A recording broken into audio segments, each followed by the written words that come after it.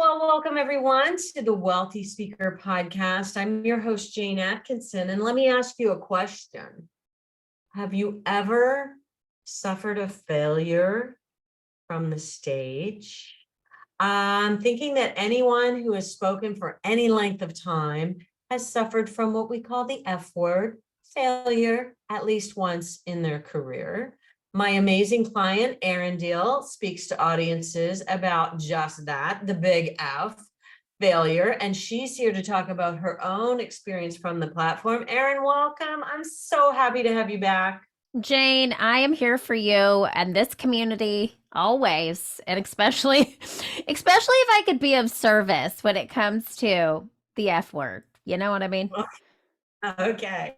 Well, our last episode that we did together on this show was about rocking your interactive presentations. And that's kind of like your comfort zone, these interactive presentations. Tell everybody about what you do in the company that you've built, what you do in your day to day, and you've built quite an empire there, girl. Oh my God, stop, keep going. No, I will tell you, thank you for that, because it's nice to hear that sometimes, because, everybody has good and bad days. And I'm just going to keep it real for everybody, Jane. I'm having one of the F word days today. She's feeling some fails. So this is like the universe always brings you the things that you need to get through on the days that or the things that you need on the days that you need to get through things. So in my day to day, I'm the founder of a company called Improve It, and we use improv comedy to train professionals on power skills. And we do that through play, laughter, experiential learning. It's mostly workshop based. And now I am stepping out on that keynote stage. And thank you, Jane, for the support and the help, because I need it. So your comfort zone is when you're putting other people out of their comfort zones, probably. Right?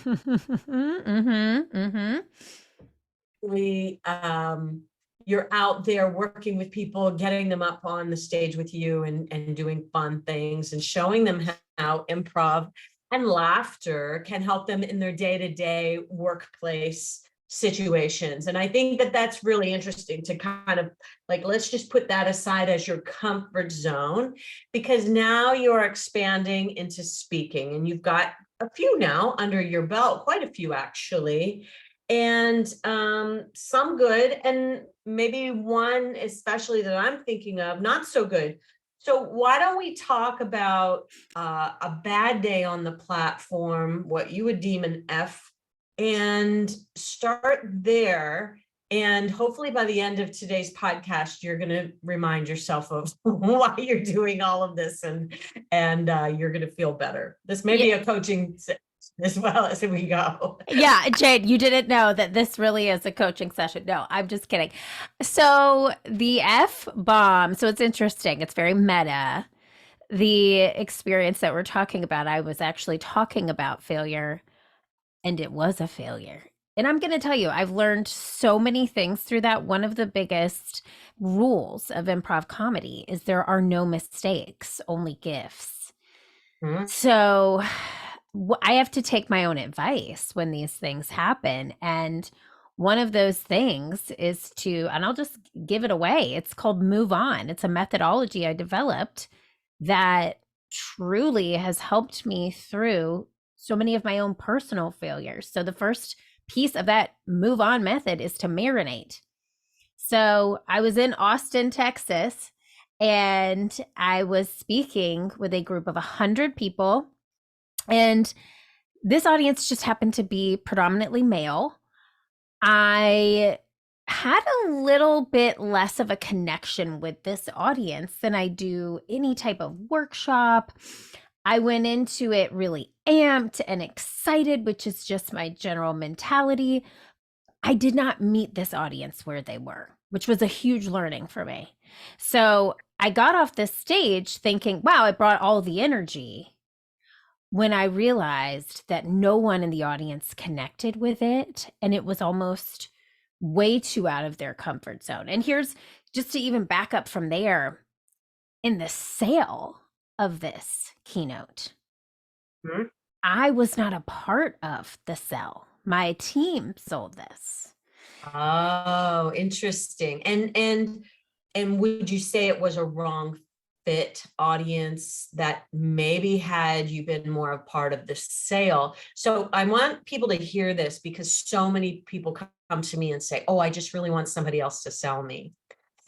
This is maybe a reason why you should be a part of the process at some point along the way. Would you say it was a wrong fit? Oh, for sure. For sure. And you know what was the first thing after the contract had been signed that the client Mhm. said to me when I got on the phone? That They said, "We are a really hard group." That was the we're a really hard group. Were they left brainers? What kind of audience was this? So it's a group of people. Yeah, more analytical. I feel like I can't give it all away because if anyone were to ever listen and know, I'm sorry it was bad, it was bad, I know it was bad, but it was a group of analytical, more blue collar, if I'm being honest, people, predominantly male. And it was just not my fit. It was not the right audience. I was not the right Oh, speaker for them. and I think that one thing we discussed after the fact also was the idea that you don't have to go and put on a show. Yes. Remember feeling that relief that when we had that discussion that it's not like the Erin Diehl show. It's like kind of like I've heard it said years ago, it's like a ping pong game where it's back and forth, or a tennis match where it's you and the audience and you're just kind of and I think that maybe took some relief off of your shoulders for knowing that you didn't have to be that Aaron show with all the lights flashing around you. 1,000%. And you said that to me. I remember right after, and it clicked. And I will say, if I'm looking back on this time, I was going through my own sort of healing journey at the time. I had a lot of unprocessed emotions that I had not dealt with when I was getting on this stage. I was Okay. leading with my ego 1,000%. Oh, interesting. So anybody who's ever had an F, and I've had this happen in my client life over 20 years, probably a handful of times where I'm talking people kind of back onto the stage. One of the really key tips, I think, for coming back from it is to not make it about you, but to make it about them. Let me just go back and serve this next audience. And so we have a contrast here in your story because it started in Austin with what you would deem an F, and maybe they would deem it, I don't know. Like a lot of times, speakers are so much harder on themselves than their clients ever are. And so I'm not going to say it was an F. It was an F in your mind.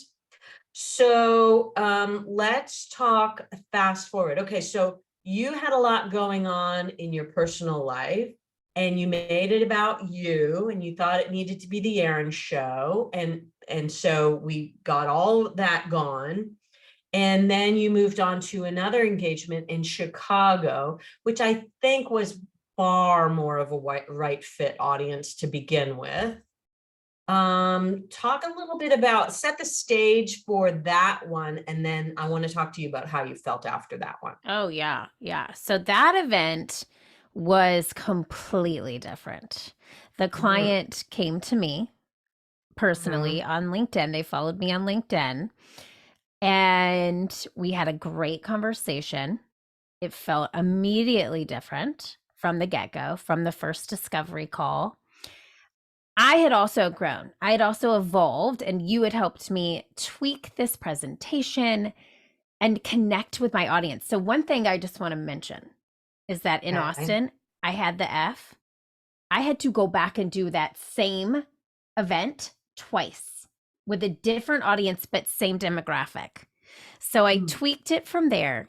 But then I took those notes and tweaked it even more to make it all about the audience, less about me, all about them, which is my go-to in a workshop. In a workshop, I'm guiding them the entire time, and there's nothing about me in there.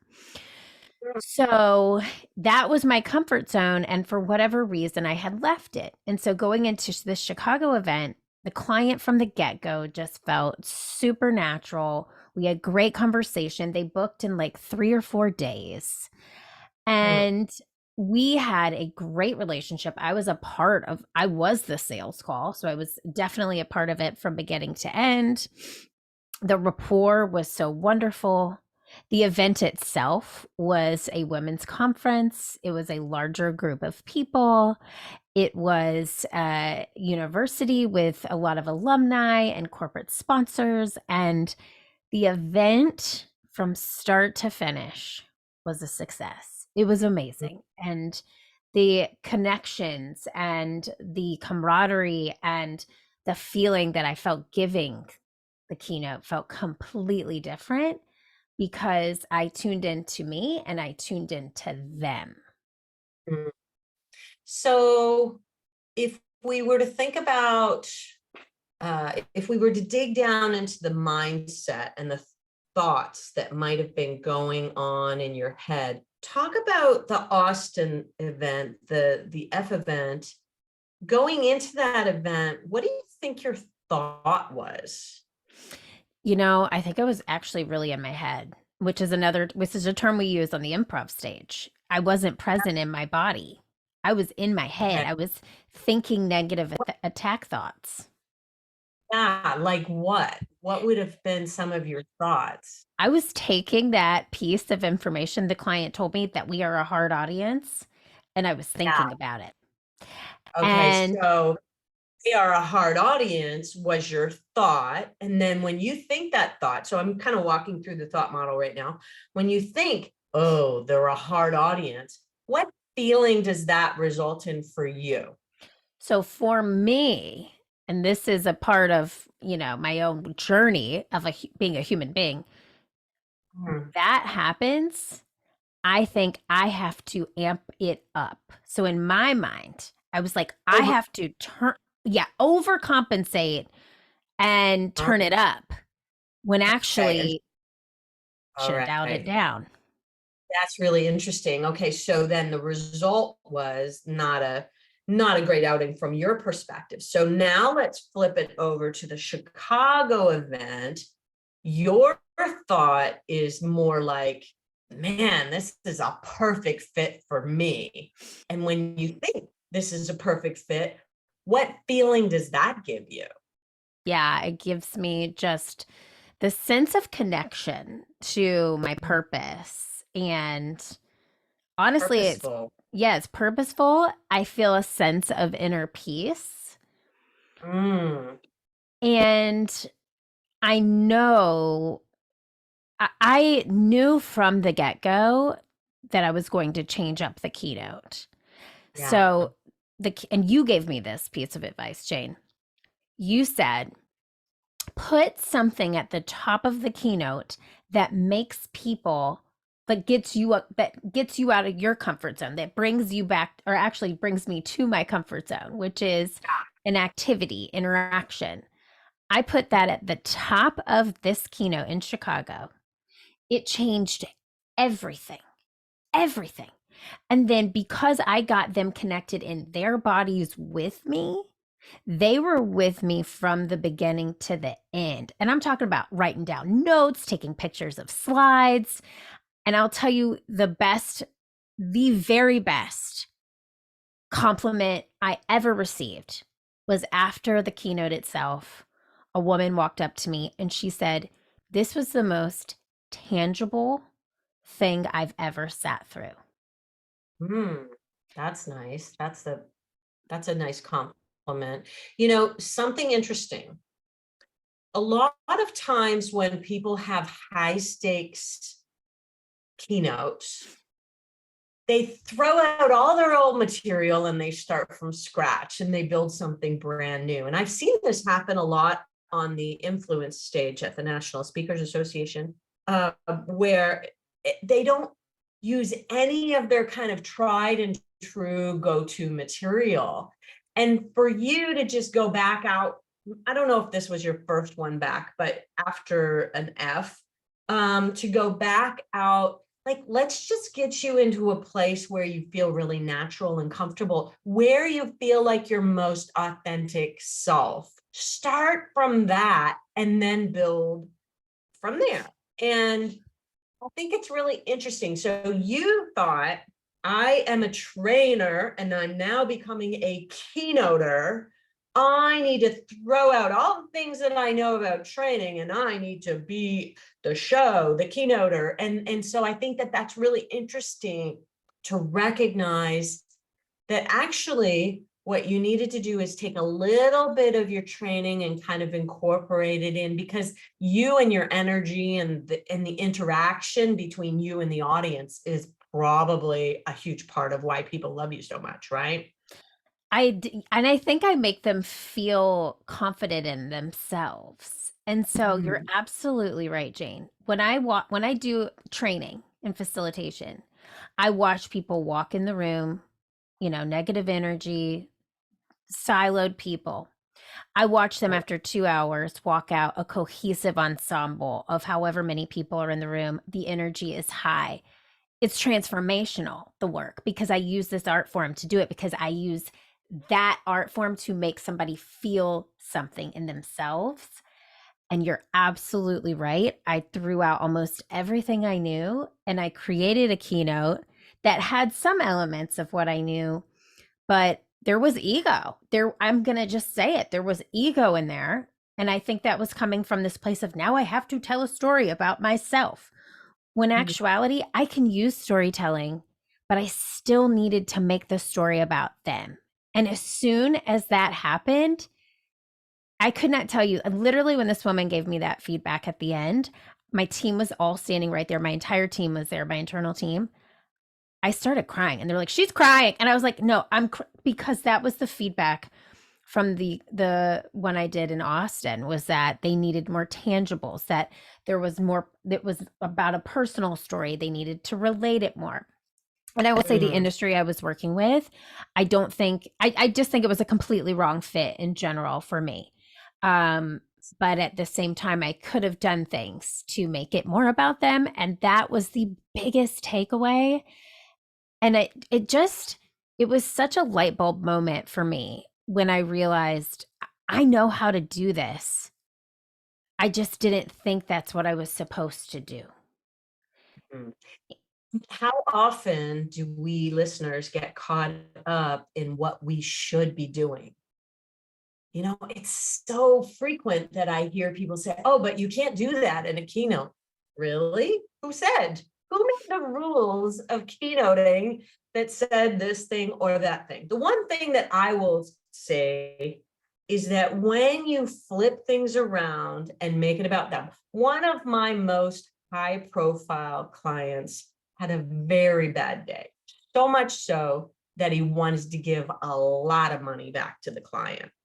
And so we talked several times during this very difficult time, because when you have a thought in your brain that is causing a feeling that lacks in confidence, it's very difficult to get back out on the horse. The thought in your brain is typically something about you. And so what you just said, it was about ego. It's about me. When you flip it around and make it about serving an audience and not about you, everything can change. And I think that's a great way to get unstuck if you ever feel stuck after something has gone wrong. I want to assign a piece of homework for our listeners. Erin has kind of walked us through what an imperfect audience might look like. I would love for you all to make a list. If you're driving, you might do this on voice notes. Your perfect audience criteria. Your perfect audience criteria. You could also do a separate list for your perfect buyer criteria. When someone comes to you and says, oh, we're a really hard audience, they're not instilling, they're not even saying that they have any faith in you that you can do it. Right. What Right. the next question to that should have been, well, why did you choose me? Yeah. And maybe that formed something about, well, we're trying to do this and we're trying to achieve this. And I think that that's really interesting conversation to have.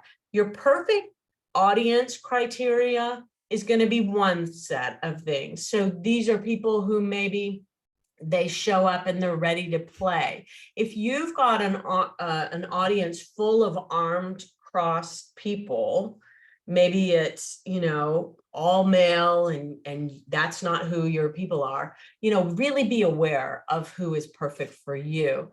From the buyer perspective, things that go on that list are things like they pay gladly and on time.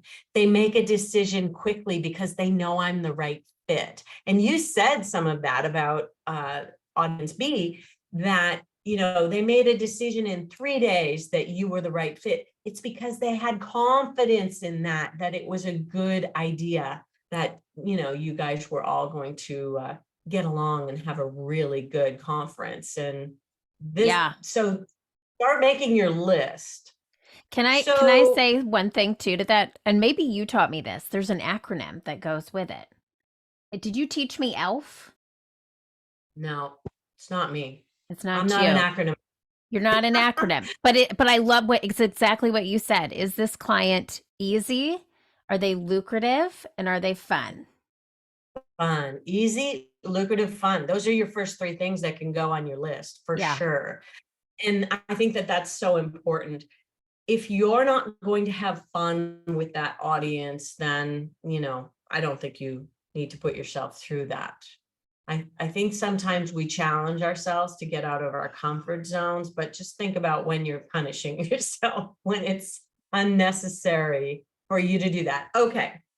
So you have client A, not so good. You have client B, and it's a perfect fit and everything goes. What did you start to think about your keynoting career after you had this win, after you turned it around? Yeah. It's funny. I think I said this to you. I have been a keynote speaker for the past year. A lot of it was virtually. I've had a few in person moments besides these other two. And I think I said this to you after client B. I became a keynote speaker today. Mhm. And I felt it in every single aspect of my being. I was connected with myself, connected with the audience, and I served them. And that is what I'm here to do. And I recognize the failure in the A, the A was a big F in my mind, but the B was a big W. We're throwing around a lot of letters here. Yeah. So I think you're stepping fully into becoming a keynote speaker was perhaps what actually made me want to talk to you about this, because I think sometimes maybe people aren't all in on it. And as I've talked about in the speaking world, there are really only two things that you need. Number one is 100% commitment. And number two is consistent action. And so when you have commitment to being a keynote speaker, that means that the actions that you're taking are, every time I go out, I'm going to get better. I'm going to find out things that I can do to improve. And I think that that's if you've got those, and the all-in mindset, I think now it's kind of locked down for you. Yeah. You're like, I don't think there's any going back. You are going all in on being a keynote speaker. And I think that there's a reason why your company has already surpassed your goals for the year. I And know. it's only March. Hello. So I think that's really interesting. Talk a little bit about what your goals are and where you'd like to see yourself go in the future. Because Yeah. now that you're keynote speaker, Sky's the it's only limit. up. That's right. Sky's the limit. That's it. So from now on, as a keynote speaker, I will fully embrace that title. I want to connect with as many audiences as possible. That's the goal. It's to be of service with the purpose and the mission that I'm here to talk about. And there's a special project in the works. It might involve a lot of words and typing. I don't want to say that one yet because it's not coming to fruition just yet, but there's the behind the scenes things happening. And it really took, and I'll say this to anybody listening who is is thinking of becoming a keynote speaker or has any limiting beliefs, it's a mindset. It's literally a mindset. And for me, it has been a real exercise in telling myself that I can do this because our thoughts create our words and our words create our actions. And so it starts with putting positive energy in your own mind, telling yourself you could do this. And for me, that's what I'm going to keep doing. And I have to do that because that's the message that I spread is laughter, levity, positivity through the lens of failure and also of keeping people interested in their culture and helping them feel like they're seen, heard, and valued through this art form of improv. So continuing the keynote route and some special projects where I'm at, Jane. Love it. And I just, for those listening and not viewing this on YouTube, if you can't see the video, Erin has a big sign behind her that says, fail, yeah. And I love it. It's a beautiful, that's your podcast frame, and I love it. Not that long ago, actually, it was just a couple of weeks ago, I went out and did my first session workshop, I guess I'll call it, since pre-COVID live. I hadn't done anything in person, and people had asked me to come out to their chapters of speakers, and I said no. And so finally, I was already in Florida. I said, I'll come and do the Florida Speakers Association. And so leading up to it, I could have had a lot of thoughts like, oh, I'm really rusty, and oh, I don't know if I have it anymore. And I'm sure those actually did float around in there.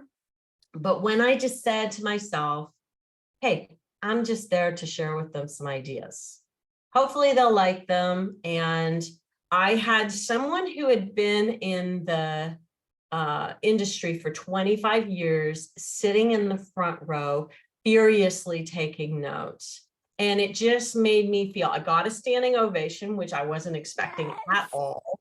And it just made me realize, okay, when you flip it around and just really make it about service, it changes the game. I mean, it wasn't about me and my silly ego. It was about just, here are some things that I think you could use. And I went in there really calm as a cucumber. That's not exactly right, but I went in there very calm, and it worked out really well. And I think that that's why, is just because it wasn't really about me in the first place. That's So it. that's the message today. Real quick, have we covered, you've talked about some of your rules of coming back from failure that you teach on the daily. There are no mistakes. We've got that. Move on. Talk more about what some of your rules of failure are and how people can apply them. Yes. Okay. So I did not go into full detail on this move on methodology because it is an acronym. So the M stands for marinate. You have to feel the feelings. You have to process these emotions.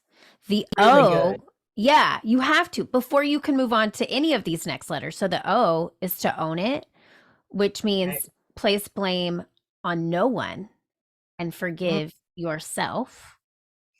So good. V is to verify the lessons learned. So what are the 2 to 3 things that you're going to take from this experience? E is evaluate next steps. What is your action plan coming out of this? Here's one of my favorites. The second O is the get quiet. Sit with everything that you've just processed. Now you've taken some action and you've learned some things. Sit with that, because the in is your next failure, because there's going to be another one. And you're going to have this methodology in your back pocket the next time it happens, because that's just life. We're here to learn. We're learning these lessons all the time, and it has to happen, unfortunately, through things that feel like failure. So that methodology, it helped me get from A to B in this conversation. And it's what I teach. And it really does. I go into depth in this in my keynote F words at work, but it definitely has shaped my life and helped me shape and think of failures as gifts, celebrate them, and do it frequently, which ultimately leads to success. There's so many people out there who have failed way more than they've succeeded, very successful people. And so keeping this in mind, if you feel at any point like you have failed, move on and apply it. I love that. I especially love the marinate part, because I think people try to pop themselves up and out of bad feelings very, very quickly. And sometimes you just got to feel the feels, man. That's Like, it. let yourself sad or upset, like decide. I really love, oh, I shouldn't talk about this. There's this Apple TV series called Shrinking, which is very a lot of foul language. So if you're at all sensitive to that, don't look at it. But it's really, really funny and really, really good. And they're therapists, and they have this idea that you're going to grieve for 15 minutes a day, and you set a timer and you bawl your eyes out for 15 minutes, and then the timer goes off, and like, okay, I'm carrying on about my day. And I thought, oh, that's actually a pretty good technique. Genius. Yeah, I really like it, and it's funny show. Marinate, though, I think sometimes we do try to pop ourselves up and out of it, even in storytelling. I think we don't let people, sit in the muck for too long. We like to pop up and out of, oh, I, went through cancer for 5 years, and then you're on to the next part of the conversation and the story. And it's okay to kind of sit in it for a minute. I think that's a really important part of telling a story. Erin, I cannot thank you enough for being here and being just so willing and vulnerable to share what works and what doesn't work in your business. Tell everybody where they should connect with you if they would like to find out more. And you have a something that you give away, or a newsletter. Is that right? Yes. Okay. So I was just going to mention that. So we're actually taking a really hard stance with mental health and wellness at work. And we're using this to help people just show up better for themselves so they can show up for their teams. If you go to our website, learntoimproveit.com, a pop-up will come, and it's called the Play Your Way into Wellness Workbook. It starts with a quiz. So you find out how well you take care of yourself. It gives you an avatar, and then it gives you helpful techniques, daily rituals, and energy boosters for your specific type of wellness avatar. So get that, learntoimproveit.com. And then you can connect with me on LinkedIn, Erin Diehl at Improve It, or Keeping It Real Deal. That's DIEHL on the Grammy Graham. I like both platforms. So either of those. Let's get your podcast too. What's your podcast called? Yes, the Improve It podcast. Check it out. It helps you use improv to show up as your best self, personally, professionally. Love it. Listeners, I'm hoping you wrote down the move on approach to failure, because I think it's really, really important that we follow this strategy and pick ourselves up and move on to the next thing. Thank you so much for listening. Thank you so much for being here, Erin. With that, we'll say, see you soon, multi-speakers. Bye for now.